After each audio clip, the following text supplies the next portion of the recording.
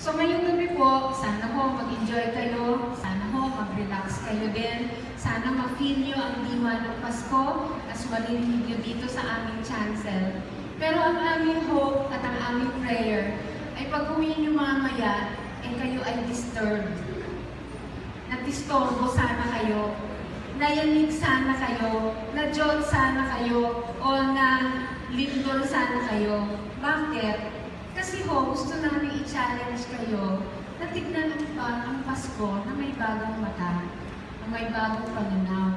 Lagi na lang nangyayari ng Pasko, ilang taon na tayo sa planetang ito, ganun katagal, ang na-experience natin Pasko. So mamaya, pag uwi nyo, sana meron kayong tune in your head, meron kayong song in your heart, kaya lang disturbed kayo.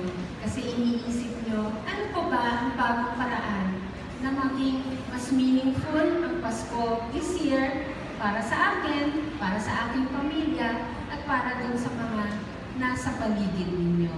So ladies and gentlemen, brothers and sisters in Christ, new eyes for Christmas.